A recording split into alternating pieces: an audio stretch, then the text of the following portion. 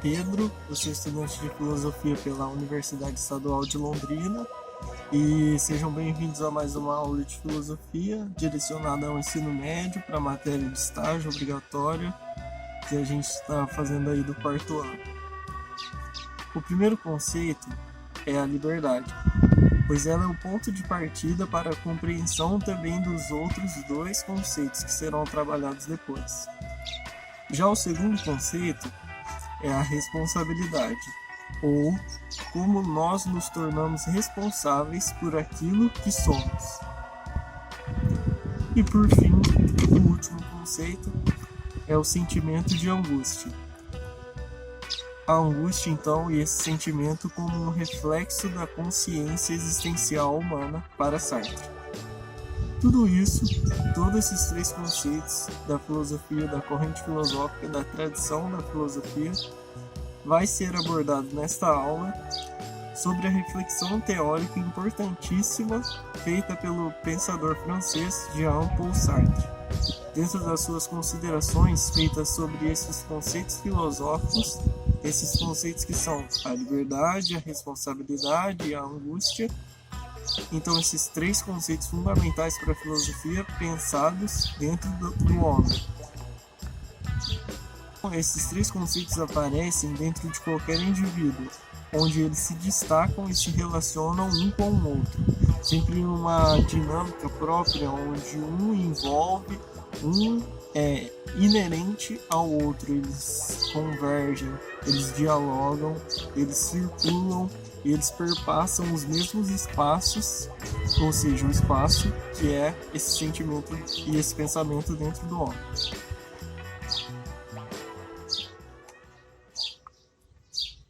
Para a gente começar a aula, uma pergunta que pode ser elaborada ou uma questão que já pode surgir de antemão é justamente como, afinal de contas, essa liberdade do ser humano pode causar ou pode ser a causa da sua angústia, do seu sentimento de angústia.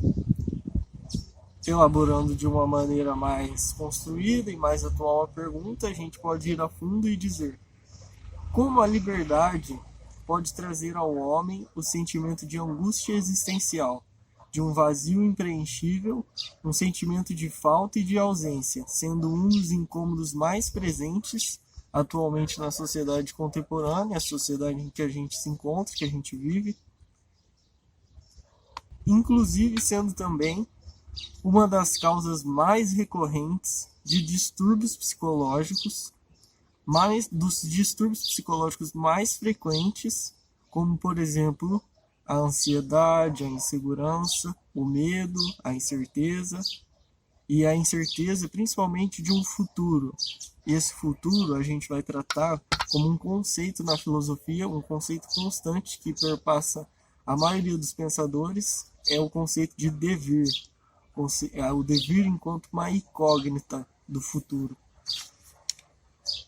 Bom, voltando então ao raciocínio da primeira pergunta que a gente estava colocando aqui na sensibilização, um raciocínio e uma provável linha do senso comum, uma linha de pensamento do senso comum que se depara então com esses três conceitos, poderia se perguntar: não é de se pensar que a liberdade diz respeito sempre a algo benéfico, sempre a algo proveitoso, algo que vai trazer frutos, algo que vai ser, no caso a liberdade, vai ser libertador, vai libertar o ser humano?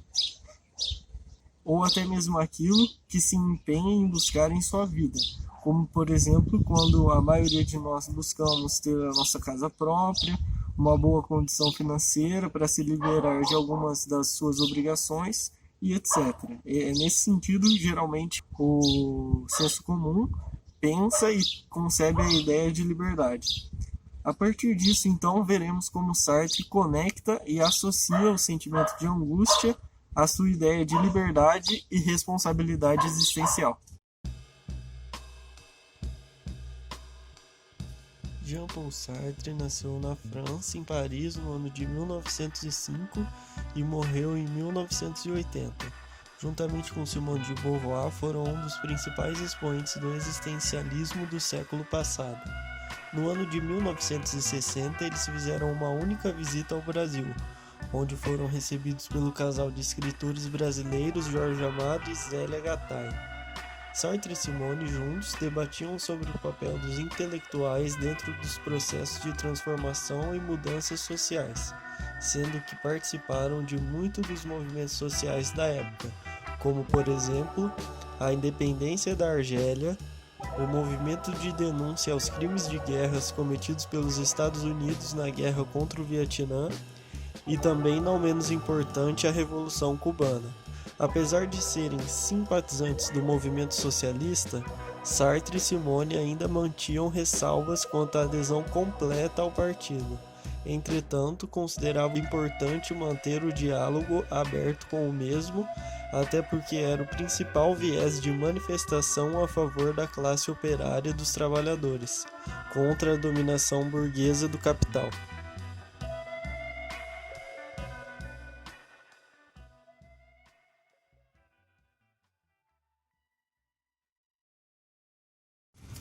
Então, depois desse pequeno vídeo introdutório sobre a biografia de Sartre, infelizmente não poderemos nos restringir a esses aspectos mais sociais da sua vida.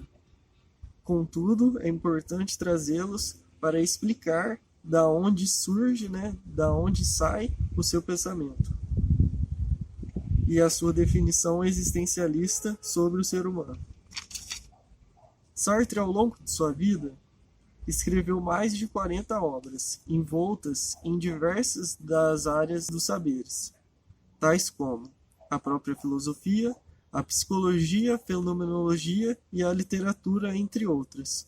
Algumas dessas obras são A Imaginação, A Náusea, que é caracterizada como uma obra literária, A Transcendência do Ego, que é uma obra de caráter mais psicológico, O Ser e o Nada, que talvez seja a obra mais importante dentro da filosofia dele, e o Esboço para a Teoria das Emoções, entre outras.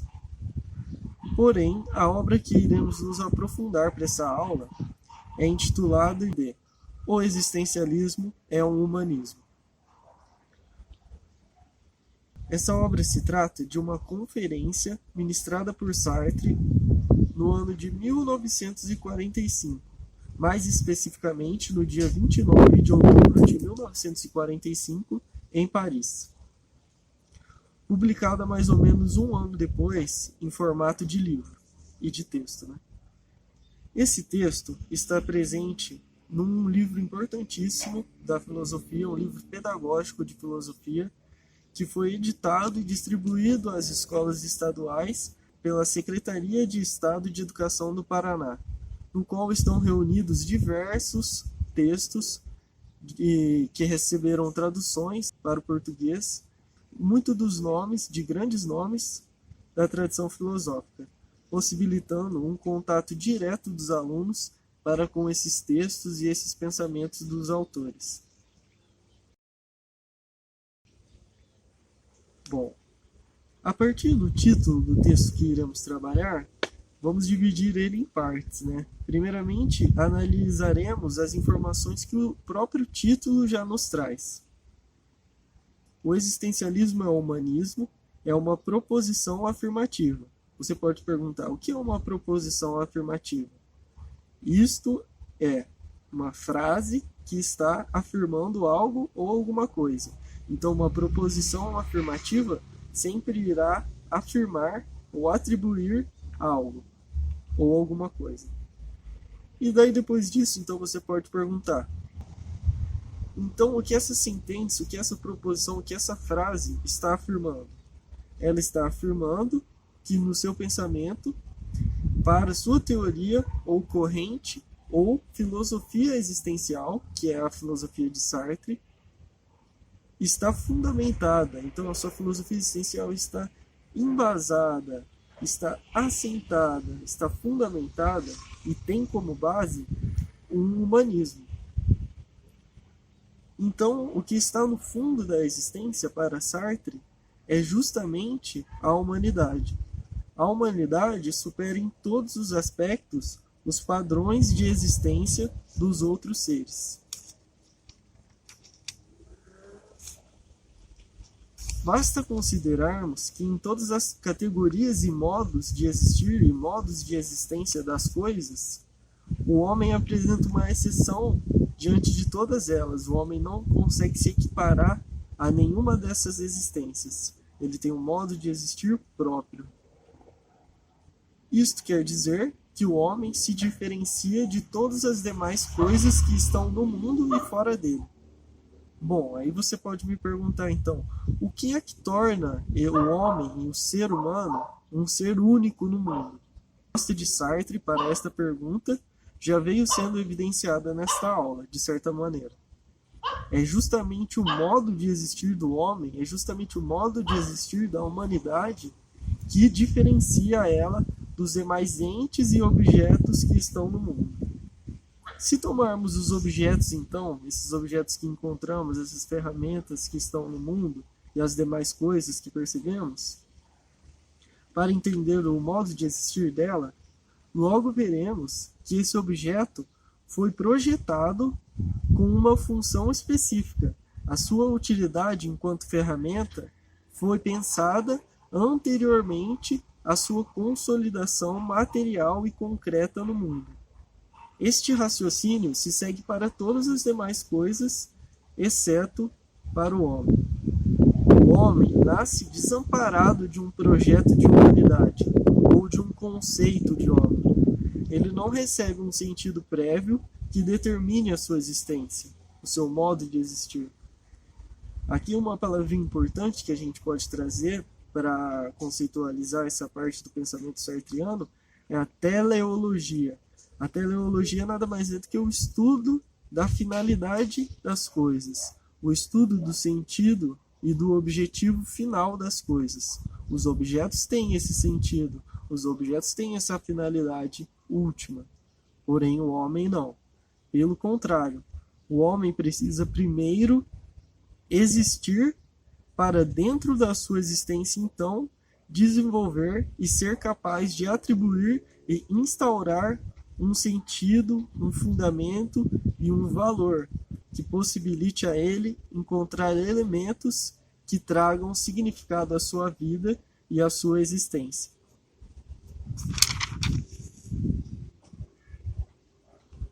Bom, esse texto então que a gente está trabalhando, o existencialismo é um humanismo, de Sartre, ele busca fazer defesas, né, aos ataques que estavam sendo direcionados à ideia e à conceitualização existencial humana que ele estava propondo dentro da sua filosofia. Sartre faz talvez uma defesa nessa conferência, e uma dessas defesas, talvez a principal, seja dentro do debate com a religiosidade. Assim como Kierkegaard, que por muitos é considerado o primeiro filósofo existencialista, ainda existem outros teóricos existencialistas que consideravam as suas crenças religiosas como alicerces para a construção de suas teorias. Portanto, o debate, o entrave que se encontrava entre o existencialismo cristão e o existencialismo ateu de Sartre versava e tratava justamente sobre a ideia criacionalista da religião, a qual está enraizada sobre a crença de que o homem foi criado à imagem e semelhança de Deus, juntamente com as consequências deste pensamento, como a determinação da vontade e do propósito de Deus na vida humana. Essa é uma das consequências.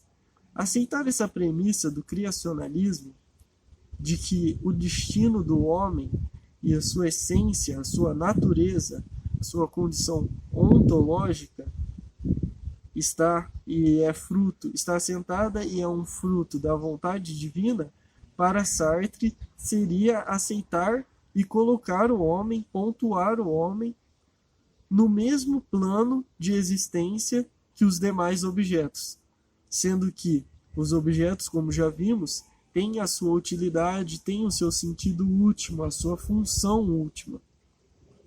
Tem um objetivo pelo qual ele foi criado, e esse objetivo foi pensado antes mesmo dele vir a existir no mundo. Contudo, o homem não. O homem vem ao mundo sem um propósito, sem uma utilidade e sem uma função inata a ele.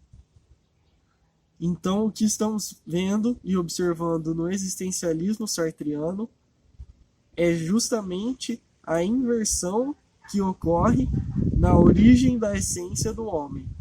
O homem não vem ao mundo com uma alma eterna dentro dele, ou com algum espírito que existia previamente em alguma outra dimensão, para designar, então, o seu caminho existencial, a sua vida. Não é isso que determina a vida do homem, para Sartre.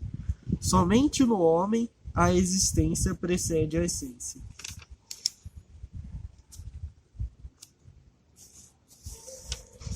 Com isso, quero dizer que a essência do homem não é recebida de maneira inata, nem biológica, nem conceitual, nem religiosa.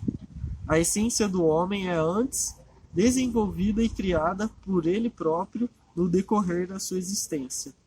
A partir dessa explicação, também podemos chegar à compreensão da famosíssima frase que foi trabalhada também no vestibular da UEL, da Simone de Beauvoir, a qual diz: não se nasce mulher, torna-se mulher. A expressão e a afirmação dessa frase não só está apontando para uma existência que puramente precede a essência, apreendida pelo intelecto sobre a figura de mulher, como também está afirmando que não é uma questão somente de gênero biológico e natural ser mulher. Tornar-se mulher envolve, então, aspectos muito mais complexos que somente ter nascido do gênero feminino. Retomando então o que foi construído até agora na aula sobre existencialismo e liberdade em Sartre, utilizamos e adotamos para esta aula o livro O Existencialismo é um Humanismo. E vimos que o homem configura um modo diferente das demais existências que se encontram no mundo e fora dele. Foram estudados e explorados dois aspectos. O primeiro, dizer que não existe um fato determinante que conduza a vida do homem a não ser ele próprio, em sua própria existência. Isto quer dizer que é o homem que decidirá de que maneira ele vai viver e existir. O segundo ponto, na verdade, é um desdobramento do primeiro, e ele vem com a famosa frase e bem conhecida: a existência precede a essência. Com isto, ele entra em debate direto com a religiosidade e a ideia de que os homens têm um propósito em sua vida, e é por isso que esse homem veio ao mundo. Esse é o propósito. Pelo contrário, o homem não é um objeto nem uma ferramenta que vem ao mundo construir um plano ou compor este plano, este projeto maior do que ele próprio, e assim cumprindo uma função estipulada anteriormente ao fato de sua existência, ao próprio fato de existir. Então, o sentido da vida na religiosidade é colocado antes mesmo do homem existir concretamente, materializadamente no mundo. Na verdade, é o homem que se projeta no mundo, a partir de sua condição de possibilidade. Condição de possibilidade faz parte de uma linguagem kantiana a respeito da teoria do conhecimento, que é conhecida como epistemologia, e nesse caso, trata sobre a condição de possibilidade do conhecimento. Aqui nesse texto, condição de possibilidade eu estou usando com o significado de sendo a única possibilidade e o único jeito daquilo acontecer. Então, a condição de possibilidade do projeto humano e do projeto de uma humanidade só advém a partir do fato da sua própria existência. O homem, portanto, não é projetado, mas sim ele próprio se projeta. Por isso, ele é livre, e também a sua existência é um sinônimo de liberdade. Disto decorre que somente ele mesmo pode ser responsável pela sua existência. E o peso do seu existir e se definir no mundo acaba lhe atribuindo um forte sentimento de angústia. Depois dessa retomada, agora sim a gente vai dar a introdução à própria definição dos conceitos que a gente está tentando tratar aqui nessa aula, os 3 conceitos iniciais, que são liberdade, responsabilidade e angústia. Bom, a liberdade, dentro do existencialismo de Sartre, pode ser definida brevemente em uma frase: o homem está condenado a ser livre. Essa frase, que explicita a liberdade enquanto modo de existência próprio do ser humano, mostra também a ausência de aspectos que determinem a sua condição existencial, ou seja, mostra a ausência de significados e sentidos anteriores que possam ser tratados na sua vida. Ou seja, o sentido da sua vida não existe antes da sua própria existência. O homem se vê condenado, então, a escolher aquilo que ele é. Se depara com as possibilidades de modos de existência as mais variadas. E mais, ele se depara com a necessidade de se definir, e de se definir a partir da sua liberdade. Por isso, somente ele próprio se define no mundo, se projeta para o mundo. De maneira mais complexa, a gente também pode dizer que a liberdade, como Sartre concebe em sua filosofia existencial, é, antes de mais nada, um aprisionamento do ser. A liberdade é um paradoxo existencial. E por que então a liberdade seria um aprisionamento do ser? Porque justamente esse ser é condenado a ser livre. Então a sua liberdade está condicionado à medida em que ele nunca se encontrará livre dela mesma. Ele nunca se encontrará livre da sua própria liberdade.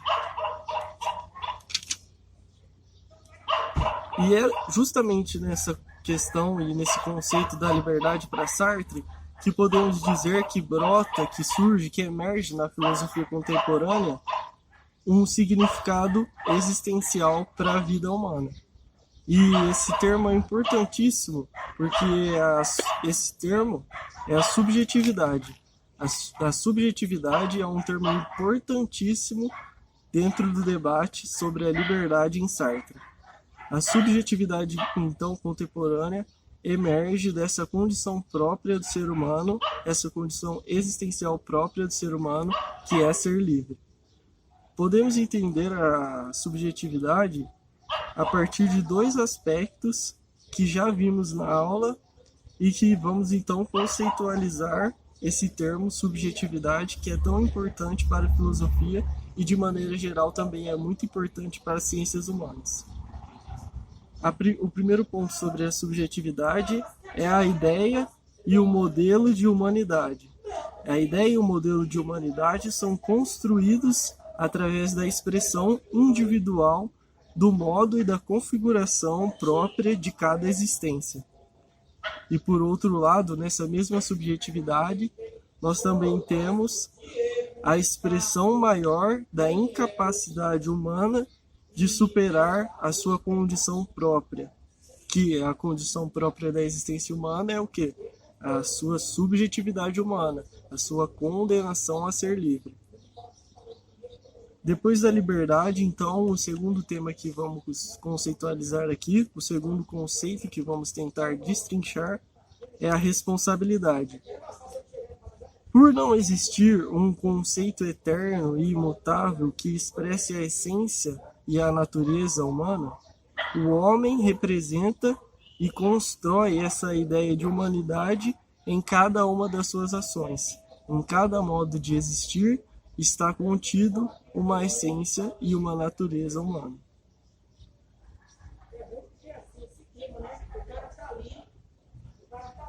Então compreende-se a liberdade agora não como libertação das consequências. Então agora compreendemos a liberdade não como a libertação das consequências das nossas atitudes, mas sim como liberdade de escolha. A liberdade de agir de outro modo que não seja aquele em que agimos. Além disso, a liberdade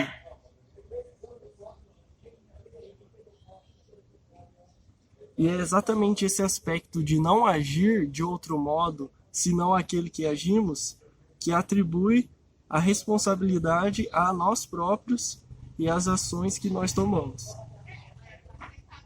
Por ser livre, é que podemos responsabilizar o homem totalmente por aquilo que ele é, ou seja, pela sua existência. E aqui mais uma conhecida frase de Sartre: não somos aquilo que fizeram de nós, mas sim o que fazemos com aquilo que fizeram de nós. Em outras palavras, não somos o que fomos criados e induzidos a ser. Somos antes uma criação própria que parte do que fizeram de nós. Somos o que escolhemos ser.